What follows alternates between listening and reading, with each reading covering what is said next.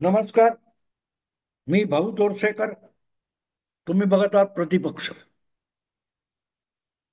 मित्रांनो, ह्या अल्पकालीन न झालेल्या युद्धामध्ये पाकिस्तानला भारताने दे माय धरणी ठाय करून सोडलं. तर त्यामध्ये पाकिस्तानचं नुकसान झालंय असं बिलकुल नाहीये. पाकिस्तान हा भिकारिस्तान देश आहे, भिकाऱ्यांचा देश आहे. आणि हे पाकिस्तानला हिणवण्यासाठी मी बोलतो असं बिलकुल समजू नका. बिलकुल समजू नका.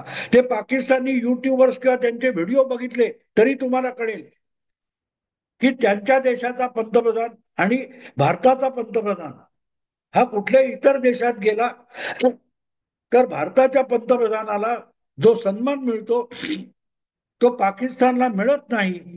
ही त्यांची विचारांची वेदना असते. आणि ती वेदना सांगताना एका पाकिस्तानी युट्यूबरने फार सुंदर सांगितलं की हमारा प्रधानमंत्री वजीर आजम कहीं भी जाता है तो लोग डरते हैं, ये आया भीक मागणे. म्हणजे मागायलाच वाडगा घेऊन कटोरा घेऊन भिकाऱ्यासारखं फिरायचं. भारताचा पंतप्रधान हा भीक मागायला जात नाही, रोबाबात जातो. आणि म्हणूनच त्याचा सन्मान होतो असं त्यांनी सांगितलं होतं. तर पाकिस्तान हा भिकाऱ्यांचा देश आहे असं मी उगाच म्हटलेलं नाही. अगदी अगदी भिकारी या शब्दावर कोणाचा आक्षेप असेल तर त्यांना समजून घ्यावं लागेल की पाकिस्तान हा मुस्लिम देश आहे, इस्लामिक कंट्री आहे. आणि मुस्लिमांची पंढरी म्हणजे मक्का आणि मदिना, या मक्का आणि मदिना या मुस्लिमांच्या पवित्र स्थळ ही सौदी अरेबियामध्ये आहेत. आणि सौदी अरेबियामध्ये अलीकडच्या काळामध्ये पाकिस्तान मधून तीर्थयात्रेसाठी येणाऱ्यांना सुद्धा प्रतिबंध लावला गेलाय. कारण रमजान वगैरे जे काय ईद आणि रमजान वगैरे असे दिवस असतात तेव्हा जगभरचे मुस्लिम सौदी अरेबियाला मक्का मदिनेची यात्रा करायला जातात. तर पाकिस्तानामधले अनेक लोक हे अगदी विमान खर्च करून मक्का आणि मदिनेला जातात आणि तिथे जगभरातून आलेल्या सुखवस्तू किंवा श्रीमंत मुस्लिमांच्या पुढे हात पसरून भीक मागतात. तर मक्का आणि मदिनेमध्ये भीक मागणारा प्रतिबंध करण्यासाठी तिथले सौदीचे पोलीस अशा भिकाऱ्यांना पकडून तुरुंगात टाकतात. त्या अशा तुरुंगात टाकलेल्या भिकाऱ्यांमध्ये जवळजवळ 75 ते 80% हे पाकिस्तानी नागरिक आहेत. आणि म्हणून शेवटी कंटाळून सौदी अरेबियाने असा निर्बंध टाकलाय की पाकिस्तानला मक्का मदिना किंवा काय ते उमरा वगैरे म्हणतात, हाज यात्रा म्हणतात, तिथे येण्याचा व्हिसा दिलाच जाऊ नये. आता जगात ज्यांची अशी पंतप्रधानापासून सामान्य नागरिकापर्यंत भिकारी म्हणून ओळख आहे त्यांच्या देशाला भिकारिस्तान म्हटलं तर नवल नाही. तेव्हा गंमत अशी असते की जो देश मुळातच मनाने आणि स्वभावाने भिकारी आहे त्याचं नुकसान होऊन काय होणार. जगात डाव्या चळवळीची मुहूर्तमेढ रोवणारा विचारवंत कार्ल मार्क्स याचं एक वक्तव्य आहे की जे गरीब आहेत, जे भुके कंगाल आहेत, त्यांनी क्रांती केली पाहिजे.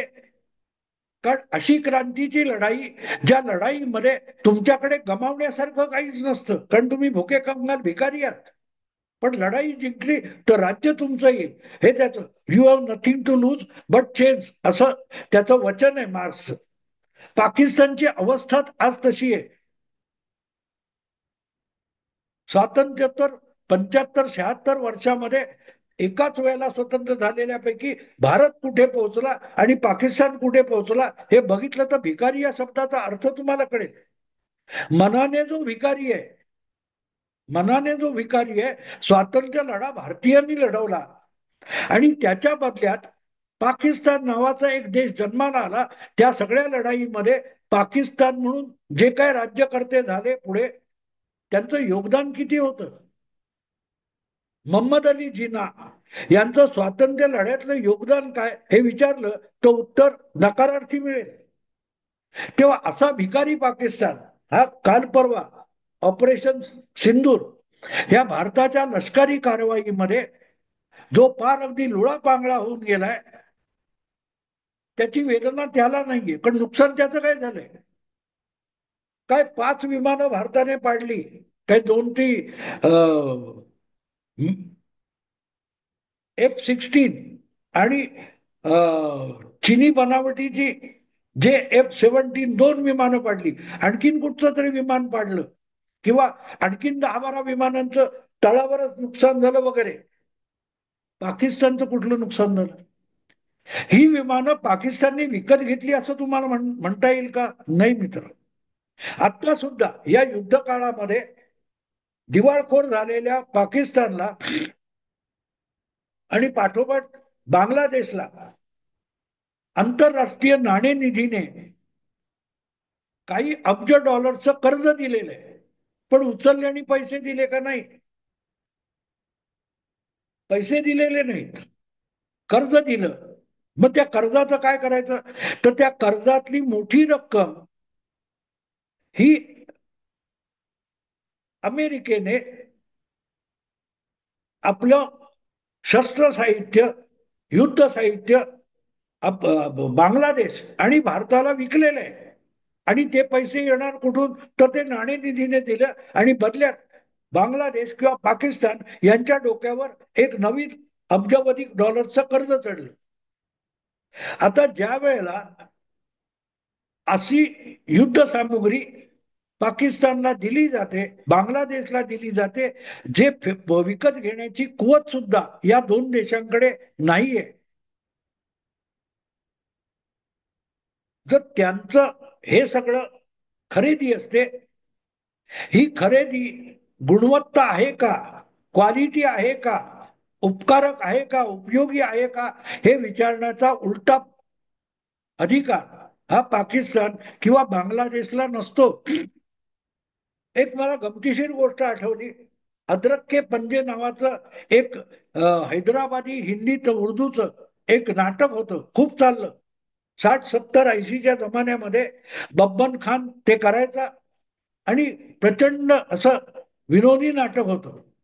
तर त्याच्यामध्ये किराणा मालवाला आपली थकबाकी राहिले म्हणून घरी येऊन शिव्या घालतोय त्या बब्बन खानला, आणि त्याची बायको थकबाकीबद्दल किराणा दुकानदार शिव्या घालतोय तरी ती बेशरमपणे म्हणते की लालाजी, आजकल बासमती का भाव क्या चल रहा है. तेव्हा तो बेशरमपणे तिचा नवरा बब्बन खान त्या किराणा माल दुकानदाराला, सॉरी, आपल्या बायकोला म्हणतो, बेगम, अगर उधारी में लेना है तो भाव पूछने से क्या मतलब. तेव्हा पाकिस्तान IMF कडून कर्ज घेणार आणि बदल्यात अमेरिकेकडून शस्त्रास्त्र खरेदी करणार. याचा अर्थ असा की अमेरिकेने आपल्याकडे निरुपयोगी ठरलेलं भंगार हे पाकिस्तानला विकायचं आणि बदल्यात त्याची किंमत म्हणून IMFचं जे कर्ज आहे ते पाकिस्तानच्या डोक्यावर चढलेलं दाखवायचं. पाकिस्तानची काल परवाच्या लढाईत 5 विमानं का पडली याचं हे उत्तर आहे. ते अमेरिकेकडून आणलेलं F-16चं भंगार आहे ते. चीनकडून जे F-17 जी विमानं घेतली ती भंगार आहेत आणि त्यामुळे ती पडली तर का पडली हे अमेरिकेलाही माहितीये, चीनलाही माहितीये. कारण त्यांनी त्यांच्याकडे सेकंड हँड असलेली किंवा वापरून जुनी झालेली, भंगार झालेली जी शस्त्रसामुग्री आहे ती रंगरंगोटी करून पूर्ण किमतीमध्ये पाकिस्तानच्या किंवा बांगलादेशच्या गळ्यात मारलेली आहे. आणि म्हणून मुद्दा असा आहे की ती भंगार का असेना, भंगार असली म्हणून बिघडत नाही, पण त्याला लेबल काय लागले? त्याला लेबल लागले F-16, त्याला लेबल काय लागले? F-17. म्हणजे हे अमेरिकन आहे आणि हे चिनी बनावटीचं लढाऊ विमान आहे. जे दुसरे देश जे दुसरे देश अमेरिका किंवा चीनकडून शस्त्रास्त्र खरेदी करणार असतात, ते रोख पैसे टाकून घेणार आहेत. आणि जो रोख पैसे टाकून घ्यायचे, तर ते कुठचाही कचरा माल गळ्यात मारला तर अमेरिका असो किंवा चीन असो त्यांच्याकडून घेणार नाहीत. तो असा जो टाकाऊ माल असतो, सेकंड हँड माल असतो किंवा रिजेक्टेड माल असतो, त्याचा सेल लागतो.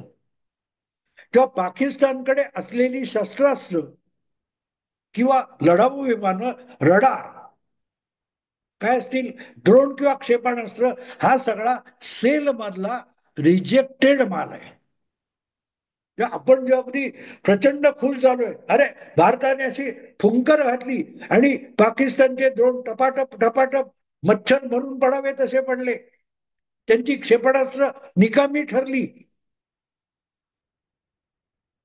चीनचा किंवा अमेरिकेचा शस्त्रास्त्राचा धंदा पाकिस्तानने सत्यानाश करून टाकला, बोजवारा उडवला. कारण ही नावाजलेली ब्रँड नेम असलेली आहे. एखादी कंपनीचा ब्रँड असो, टाटा ब्रँड, तर टाटा ब्रँडची एखादी वस्तू तुम्ही खरेदी केली आणि ती खराब निघाली, तर टाटाचं मार्केट डबघाईला येऊ शकतं. म्हणून कुठलीही नावाजलेली कंपनी आपल्या ब्रँड व्हॅल्यूला फार किंमत देत असते.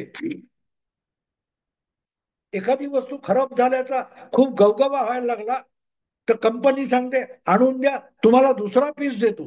का?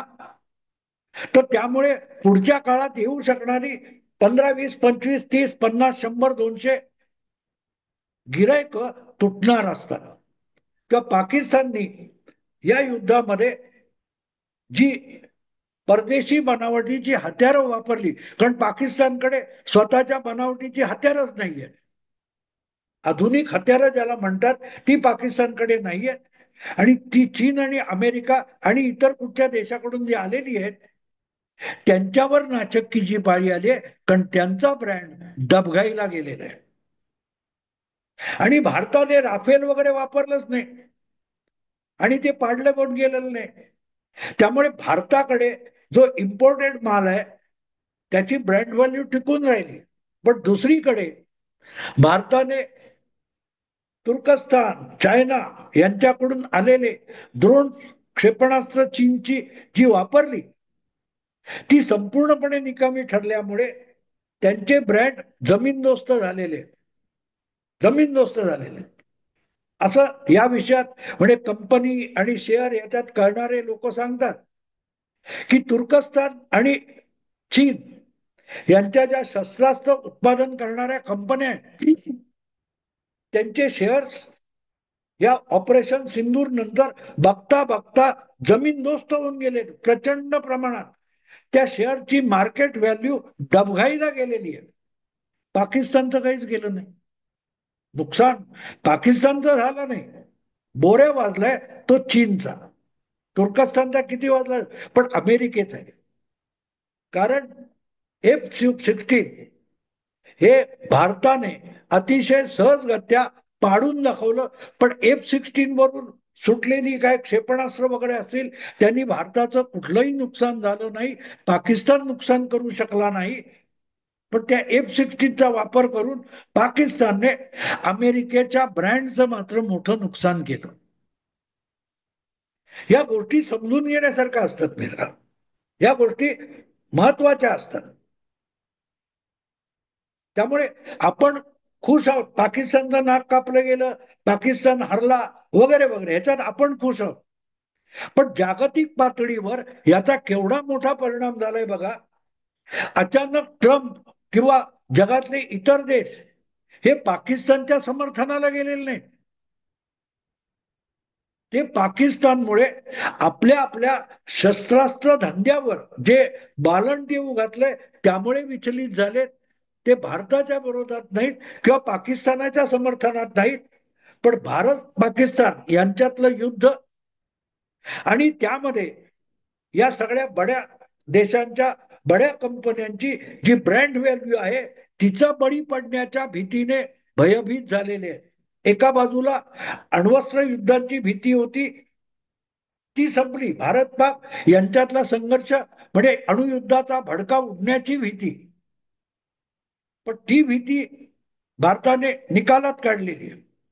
ज्या प्रकारे आज घडीला सगळं जग मान्य करायला लागलंय की पाकिस्तानकडे असलेली अण्वस्त्र आता ऍक्टिव्ह राहिलेली नाहीत, निकामी झालेली आहे. पाकिस्तान त्यांचा युद्धामध्ये वापर सुद्धा करू शकणार नाही, यावर आता जगभरच्या जाणकारांचं हळूहळू करत एकमत झालेलं आहे. पण त्याच वेळेला या 4-5 दिवसाच्या क्षुल्लक अल्पकालीन संघर्ष किंवा युद्धातून पाकिस्तानने या सगळ्या शस्त्रोत्पादन करणाऱ्या बड्या बड्या कंपन्यांची फार नाचक्की करून टाकले, ब्रँड व्हॅल्यू संपवलेली आहे. रशियन बनावटीच्या S-400 या क्षेपणास्त्राचा गवगवा खूप झाला, पण ती क्षेपणास्त्र फार किमती आहे, त्यांचा भारताने हात राखून वापर केला, कारण एवढा खर्च उगाच वाया घालवायची भारताला इच्छा नव्हती.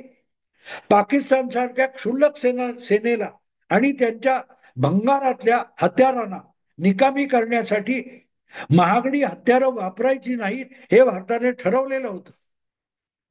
त्यामुळे S-400चा वापर झाला, पण त्यापेक्षा अधिक वापर भारताच्या देशी बनावटीच्या अस्त्रांचा, शस्त्रांचा आणि क्षेपणास्त्रांचा सरसकट वापर करण्यात आला.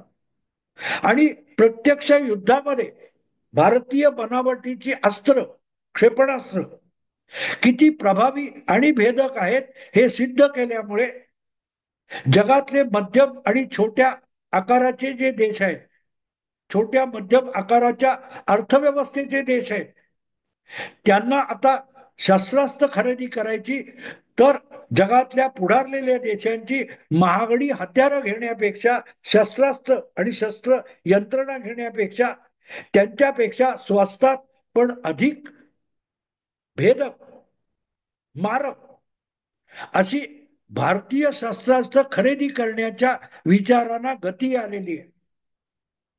ज्या ब्राह्मोस आणि आकाश अशा अस्त्रांचा आणि क्षेपणास्त्रांचा भारताने ऑपरेशन सिंदूर मध्ये वापर केला, त्यासाठी गेल्या काही दिवसात 1 डझनपेक्षा अधिक लहान मोठ्या देशांनी मागणी आणि चौकशी सुरू केलेली आहे.